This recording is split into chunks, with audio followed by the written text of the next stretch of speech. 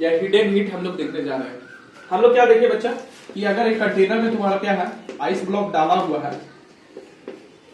और इसका temperature thermal energy हम लोग यानी हीट करते हैं, तो इसका थर्मल एनर्जी बढ़ा रहे हैं अगर, ठीक है, तो तुम्हारा क्या हो रहा है कि आइस देख रहे हैं क्या कन्वर्ट हो जा रहा है तुम्हारा वाटर में, कन्वर्ट हो जा रहा है वाटर में, धीरे धीरे कन्वर्ट होते जाएगा और जो थर्मामीटर का रीडिंग होगा वो तुम्हारा 0 डिग्री सेल्सियस है, 0 डिग्री सेल्सियस पर ही अटका हुआ है, ठीक है, अंडर नॉर्मल प्रेशर, ठीक है, 0 डिग्री सेल्सियस पर ही अटका हुआ है। इसका हम लोग हीट सप्लाई कर रहे हैं और तुम्हारा टेम्परेचर इसका नहीं बढ़ रहा है, ठीक है, ये मेल्ट होना चालू हो गया, यानी स्टेट का चेंज हो रहा है, सॉलिड स्टेट से लिक्विड स्टेट में बदल रहा है, लेकिन टेम्परेचर नहीं बढ़ रहा है। तो हीट एनर्जी जो सप्लाई की है, थर्मल एनर्जी जो बढ़ा रहे हैं इसका, वो जा कहां रहा है, बॉन्ड ब्रेक करने में जा रहा है बच्चा, ये बताएं तुम लोग को पिछला क्लास में। तो ये बॉन्ड ब्रेक करने में जा रहा है। देख लो कि जो अमाउंट ऑफ हीट हम लोग सप्लाई करते हैं, लैटेंट हीट किसको बोल रहे हैं, अमाउंट ऑफ हीट सप्लाइड, ठीक है, सप्लाई कर रहे हैं टू चेंज द स्टेट, ठीक है, स्टेट को चेंज करने में, चाहे वो लिक्विड से गैस ही क्यों ना हो, चाहे वो सॉलिड से लिक्विड ही क्यों ना हो, ठीक है, amount of heat supplied to change the state but without rising its temperature. Temperature में राइज नहीं हो रहा है, देख रहा है, स्टेट चेंज हो रहा है, तुम्हारा सॉलिड से लिक्विड हो रहा है, लेकिन इसका टेम्परेचर राइज नहीं है, 0 डिग्री सेल्सियस पर, 0 डिग्री सेल्सियस पर लगा हुआ है। अमाउंट ऑफ हीट तो दे रहे हैं हम लोग बच्चा, कॉन्टिन्यूअस हीट दे रहे हैं, तो जितना हीट देना पड़े, ठीक है, to change the state without rising the temperature of the substance is called तुम्हारा क्या, लैटेंट हीट। लैटेंट हीट को हम लोग क्या बोल रहे हैं, हिडन हीट बोल रहे हैं। क्यों, क्योंकि पता ही नहीं चलता कि हीट जा कहां रहा, बाद में पता चलता है कि तुम्हारा क्या हो रहा है कि स्टेट को चेंज करने में बॉन्ड को ब्रेक करता है, इसीलिए तुम्हारा क्या है, इसको लैटेंट हीट भी बोल रहे हैं या हिडन हीट बोल रहे हैं। बात समझ में आ रहा है कि नहीं आ रहा बच्चा, ये बात समझ में आ रहा है, ठीक है। तो लैटेंट हीट क्या हो गया, हिडन हीट हो गया, ठीक, कोई दिक्कत। तो amount of heat supplied to a substance to change its state, ठीक है, बात समझ में आ रहा है कि नहीं, without rising its temperature is called क्या, लैटेंट हीट। बात समझ में आ रहा है कि नहीं आ रहा है। अब लैटेंट हीट तुम्हारा क्या हो गया, दो तरह का हो गया। एक पहला तरीका जो है तुम्हारा पहला वाला, वो लैटेंट हीट ऑफ फ्यूजन और मेल्टिंग, हीट ऑफ मेल्टिंग या फिर तुम्हारा क्या, फ्यूजन है बच्चा। और दूसरा क्या होगा, लैटेंट हीट ऑफ वेपराइजेशन बच्चा।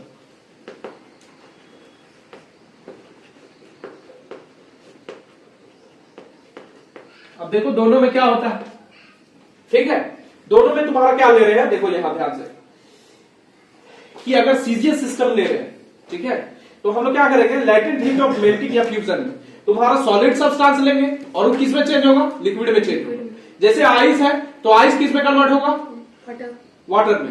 तो सुन लो कि latent heat of melting point या मेल्टिंग और फ्यूजन क्या कहलाता है, सुन लो, इसका डिफिनेशन होगा द अमाउंट ऑफ हीट, ठीक है, the amount of heat supplied to a substance of unit mass, ठीक है, सुन लो कि amount of heat supplied to a substance of unit mass, ठीक है, बात समझ में आ रहा है कि नहीं, to change from solid state to liquid state without rising its temperature is called latent heat of melting या लैटेंट हीट ऑफ फ्यूजन। बात समझ में आया कि नहीं, यानी अमाउंट ऑफ हीट जो सप्लाई करेंगे यूनिट मास के लिए, ठीक है, ठीक, without rising its temperature is called latent heat of fusion या लैटेंट हीट ऑफ मेल्टिंग। कहां से कहां, सॉलिड से लिक्विड स्टेट में बदलने के लिए। बात समझ में आ रहा है कि नहीं आ रहा है। तो इसका मान लिया हम लोग क्या कि LF जो है वो तुम्हारा क्या है, latent heat of melting point है, मेल्टिंग और फ्यूजन है, लैटेंट हीट ऑफ मेल्टिंग या फ्यूजन है बच्चा। बात समझ में आ रहा है कि नहीं आ रहा, लैटेंट हीट ऑफ फ्यूजन या मेल्टिंग LF हम लोग माने बच्चा, ठीक, कोई दिक्कत। ये यूनिट मास के लिए, कितना मास के लिए, यूनिट मास। यूनिट मास कहने का मतलब है अगर सीजीएस सिस्टम में लिए तो 1 ग्राम ले लेंगे, ठीक है, अगर तुम्हारा क्या हो गया एसआई सिस्टम में लेंगे तो 1 किलोग्राम लेंगे बच्चा। बात समझ में आ रहा है नहीं आ रहा है। तो ये यूनिट मास का तुम्हारा क्या हो गया, लैटेंट हीट हो गया तुम्हारा, लैटेंट हीट ऑफ फ्यूजन या मेल्टिंग, LF माने इसको बच्चा। ये फ्यूजन के लिए हम लोग F लगा दिए इसमें, ठीक है। अगर मान लो M मास का हो गया तो क्या हो जाएगा, मतलब कितना हीट सप्लाई करेंगे, हीट सप्लाई कितना की है, LF अमाउंट का हीट सप्लाई किए ना यूनिट मास के लिए, ये कि नहीं की है, LF अमाउंट का तुम्हारा हीट सप्लाई किया ना यूनिट मास के लिए, हीट जो सप्लाई किया ये LF होगा कि नहीं होगा, ठीक है। तो M मास के लिए तुम्हारा हीट कितना होगा बताओ, एम मास के लिए नहीं, देखो ध्यान से, अगर मान लिए कि हीट सप्लाई की एम मास के लिए तो क्यू होगा, अगर मास तुम्हारा कितना है एम है तो एम टाइम्स एलएफ होगा कि नहीं होगा? होगा। अरे एक पेन का 5 रुपया दाम है तो तुम्हारा 10 पेन लेंगे तो 5 गुना 10 करेंगे कि नहीं करेंगे? करते हैं ना बच्चा। तो यहां पर यूनिट मास का दिया हुआ है तुम्हारा क्या, लैटेंट हीट ऑफ फ्यूजन या मेल्टिंग, एलएफ दिया हुआ है यूनिट मास का, तो एम मास का कितना होगा, एम टाइम्स एलएफ होगा कि नहीं होगा? बात समझ में आ रहा है कि नहीं आ रहा बच्चा? तो एम टाइम्स एलएफ होगा, अगर एलएफ यहां से निकालेंगे तो तुम्हारा क्या हो जाएगा बताओ, क्यू बाई एम होगा, यानी amount of heat supplied per unit mass, ठीक है, इज कॉल्ड तुम्हारा क्या, एलएफ या फिर लैटेंट हीट ऑफ फ्यूजन या मेल्टिंग। बात समझ में आया कि नहीं? अब इसका एसआई यूनिट अगर हम लोग ले ले, एसआई यूनिट या फिर दोनों निकाल देते हैं, सीजीएस यूनिट निकालेंगे तो तुम्हारा कितना होगा बता, ये तुम्हारा क्या होगा, जूल पर केजी होगा बच्चा, और ये तुम्हारा क्या हो जाएगा बता, कैलोरी और ग्राम होगा, होगा कि नहीं होगा? ठीक, समझ में आ रहा है ये सब चीज? ओके, कोई दिक्कत बताओ लेना, इतना बात समझ में आ रहा है? तो ये तुम्हारा क्या हो गया, लैटेंट हीट ऑफ फ्यूजन या फिर मेल्टिंग। अब दूसरा वाला देख लेते हैं, ध्यान से सुनो कि latent heat of vaporization, vaporization नाम से ही पता चल रहा है कि तुम्हारा लिक्विड किस में कन्वर्ट होगा, गैस में कन्वर्ट होगा, ठीक है।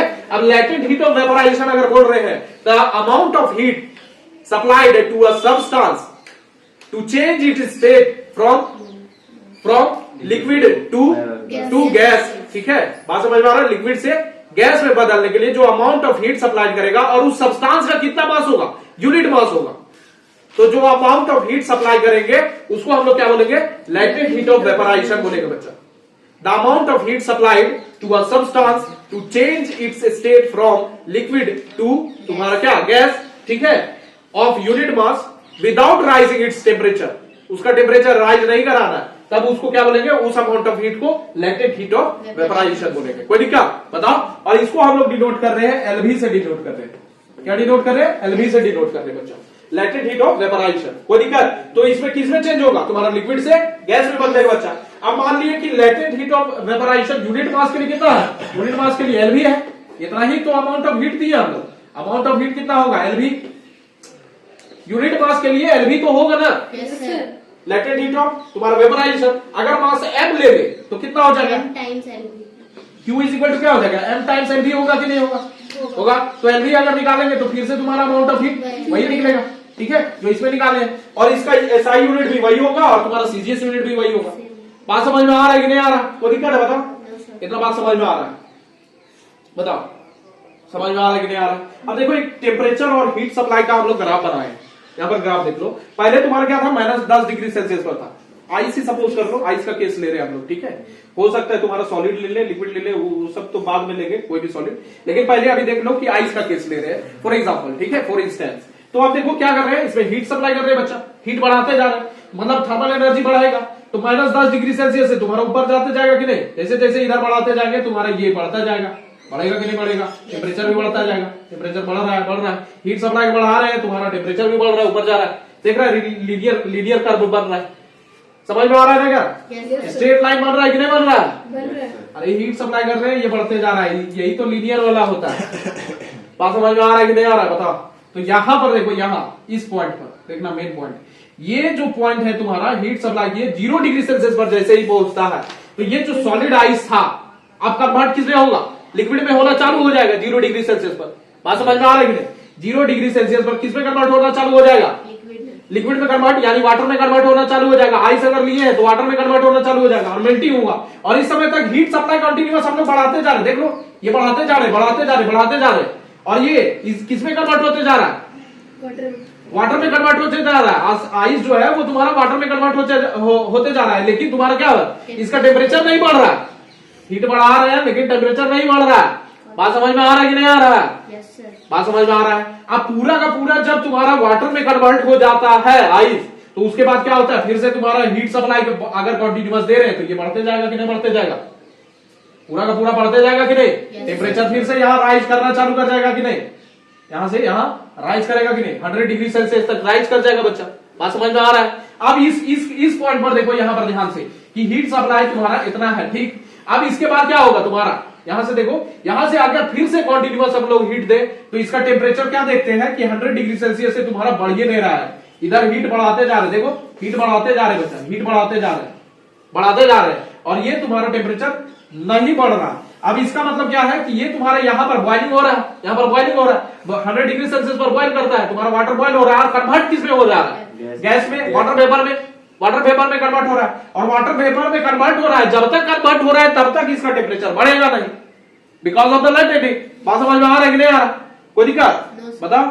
यहां तक तुम्हारा क्या हो रहा है कि तुम्हारा गैस में बदल रहा है, पूरा का पूरा गैस जब तक नहीं बदलेगा तब तक इसका टेम्परेचर राइज नहीं होगा बच्चा। बात समझ में आ रहा है? इसीलिए हीट बढ़ाने पर भी यहां तक देख लो कि यहां तक तुम्हारा टेम्परेचर नहीं बढ़ रहा है। इसके बाद पूरा का पूरा गैस जब बदल गया तब तुम्हारा जब हीट सप्लाई बढ़ा रहे तो तुम्हारा क्या हो जाएगा, टेम्परेचर बढ़ना चालू कर जाएगा।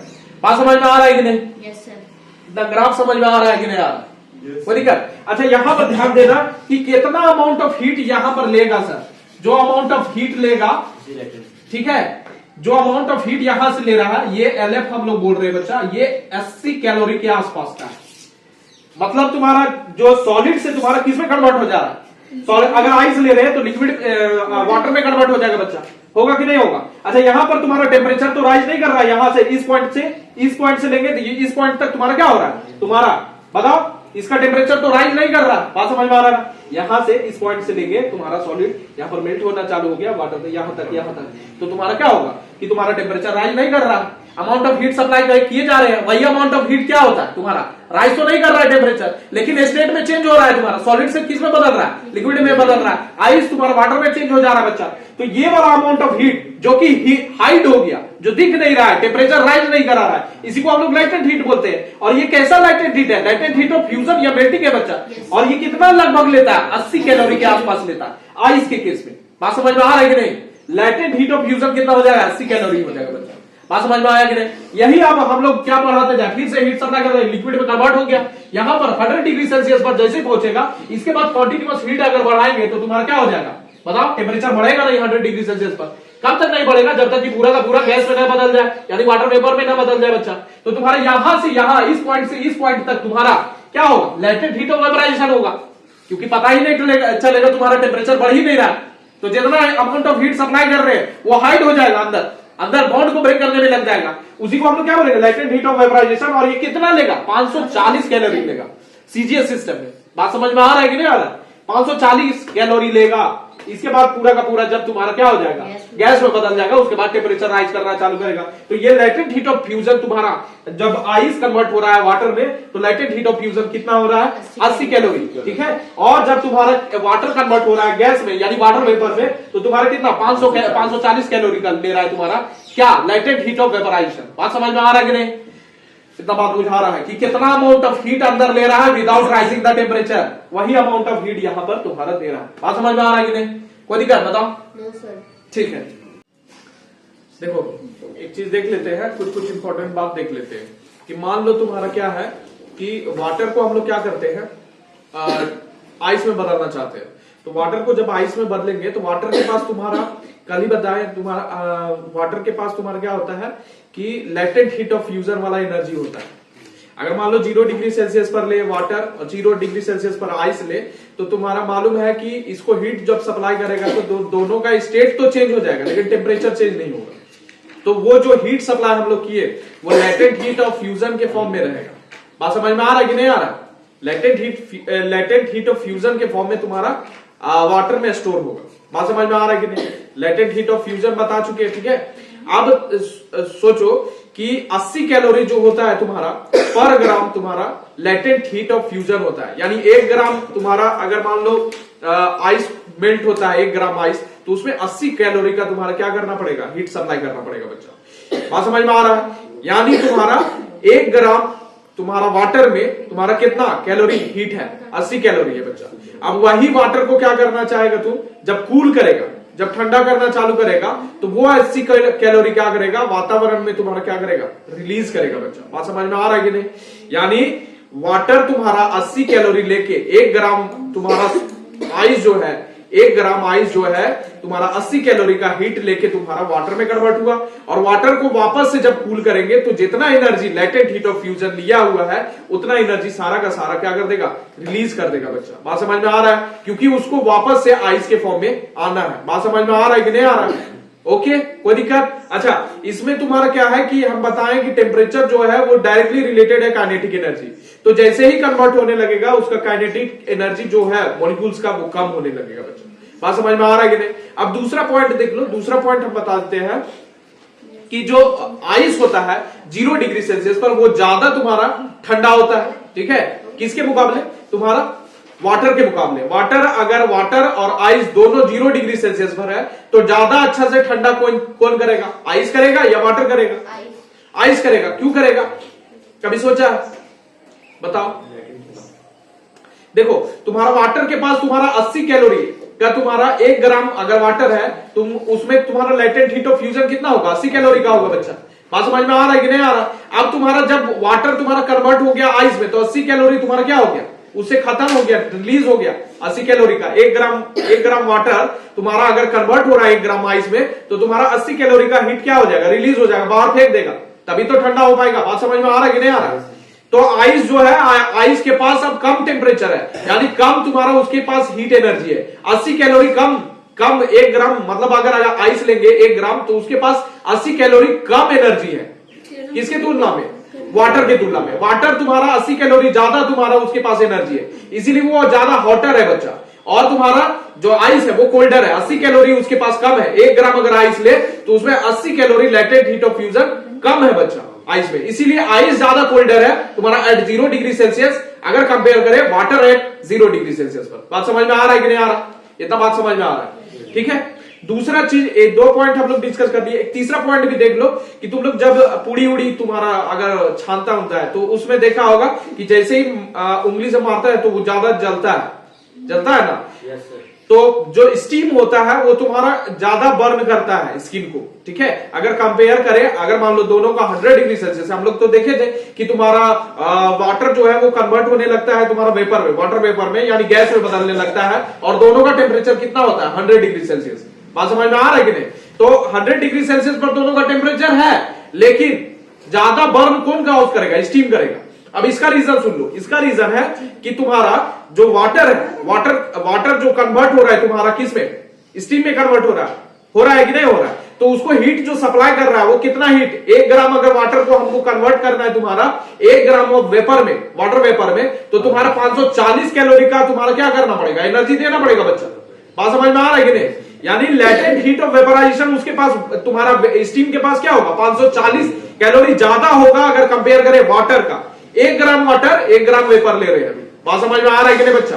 बुझा रहा है कि नहीं बुझा रहा है? इतना बात समझ में आ रहा है? यानी 540 कैलोरी एनर्जी ज्यादा होगा किसमें? वेपर के केस में एट 100 डिग्री सेल्सियस फॉर 1 ग्राम। बात समझ में आ रहा है कि नहीं? 540 कैलोरी ज्यादा एनर्जी होगा स्टीम के पास 1 ग्राम के लिए। ठीक है, वही सेम टेम्परेचर 100 डिग्री सेल्सियस पर अगर कंपेयर करें तुम्हारा वाटर का 100 डिग्री सेल्सियस पर, बॉइलिंग वाटर का। बात समझ में आ रहा है कि नहीं आ रहा? 1 ग्राम का तो 540 कैलोरी एनर्जी किसमें ज्यादा है? वाटर वेपर में। इसीलिए क्या करता है? ज्यादा बर्न करता है तुम्हारे स्किन को। बात समझ में आ रहा है कि नहीं? तुम्हारा स्किन क्या है? ठंडा है बच्चा, है ना? अगर तुम्हारा कंपेयर करें स्टीम की तुलना में 100 डिग्री सेल्सियस पर तुम्हारा स्किन तो ठंडा होगा, 27 डिग्री सेल्सियस या फिर तुम्हारा 35 डिग्री सेल्सियस के आसपास रहता है ना? तो सोच लो तुम्हारा क्या होगा कि जैसे ही वो आएगा तुम्हारा 100 डिग्री सेल्सियस वाला, यानी उसके पास ज्यादा एनर्जी है, तो वो क्या करेगा? ठंडा होने का कोशिश करेगा। ठंडा होने की कोशिश करेगा कि नहीं? स्टीम तुम्हारा ठंडा होने का कोशिश करेगा। जब ठंडा होने का कोशिश करेगा तो वो जितना एनर्जी लेके बना है वेपर, वो तुम्हारा क्या करेगा? एनर्जी को रिलीज कर देगा। वही एनर्जी क्या लगता है? हाथ में लगता है। बात समझ में आ रहा है कि नहीं आ रहा है? इसीलिए जलाता है। बात समझ में आ रहा है कि नहीं आ रहा है? इतना बात। तो 3 पॉइंट हम लोग डिस्कस कर लिए। तो तुम्हारा स्टीम जो होता है वो ज्यादा बर्न काउज करता है अगर कंपेयर करें बॉइलिंग वाटर पर 100 डिग्री सेल्सियस पर अगर दोनों है तो। बात समझ में आ रहा है कि नहीं? तो रीजन समझ में आ रहा है, क्योंकि लेटेंट हीट ऑफ तुम्हारा वेपराइजेशन किसमें ज्यादा होता है? स्टीम के केस में होता है ज्यादा। बात समझ में आ रहा है? इतना बात ओके। अच्छा, अब ये एक छोटा सा सवाल हम लोग देख रहे हैं, छोटा सा सवाल देख लेते हैं। इसमें हम लोग क्या किए हैं कि एक कॉपर का बार लिए, ठीक है, या ब्लॉक समझ लो, ठीक, और इसका मास तुम्हारा कितना दिया हुआ है? मास दिया हुआ है तुम्हारा 2 किलो या 2000 ग्राम हम लोग ले लेते हैं, ठीक है, 2 किलो या तुम्हारा 2000 ग्राम, दोनों में से कोई भी चीज। तो यहां देखो स्पेसिफिक हीट ऑफ कैपेसिटी तुम्हारा दिया हुआ है कॉपर का, ठीक है, कितना दिया हुआ है? 0.39 जूल पर ग्राम पर डिग्री सेल्सियस। और तुम्हारा इसका तुम्हारा स्पेस ये लेटेंट हीट ऑफ फ्यूजन दिया हुआ है मेरे पास 335 जूल पर ग्राम, ठीक है, कोई दिक्कत? मास दिया है तुम्हारा कॉपर का इतना 2 kg 2000 ग्राम। अच्छा, इसको हीट किया जाता है तुम्हारा कॉपर को, तुम्हारा कितना से कितना 0 डिग्री सेल्सियस से, या फिर सपोज कर लो तुम्हारा क्या है 450 डिग्री सेल्सियस तक पहुंचाया जाता है इसका टेम्परेचर। तो डेल्टा टी तुम्हारा क्या हो जाएगा 450 डिग्री सेल्सियस दिया हुआ है। कोई दिक्कत बताओ? तो पूछ रहा है क्वेश्चन में कि तुम्हारा अगर मान लो ये जो हीटेड 450 डिग्री सेल्सियस पर तुम्हारा कॉपर पहुंचा है, उसको अगर हम लोग आइस के ब्लॉक पर रखते हैं, ठीक है, तो कितना अमाउंट ऑफ आइस मेल्ट होगा, ये क्वेश्चन है। बात समझ में आ रहा है कि नहीं? मेल्ट तो होगा ना, होगा कि नहीं होगा? अरे वो 0 डिग्री सेल्सियस पर है, 450 डिग्री सेल्सियस पर, तो ज्यादा हॉटर है, हॉटर से तुम्हारा एनर्जी किधर ट्रांसफर होगा? कोल्डर। इसीलिए तुम्हारा क्या होगा, मेल्ट होना चालू हो जाएगा तुम्हारा आइस। तो कितना अमाउंट ऑफ आइस मेल्ट होगा वो निकालना है हम लोग को। तो अब देखो, हम लोग जानते क्या है कि स्पेसिफिक हीट कैपेसिटी क्या होता है, Q upon m delta T होता है बच्चा।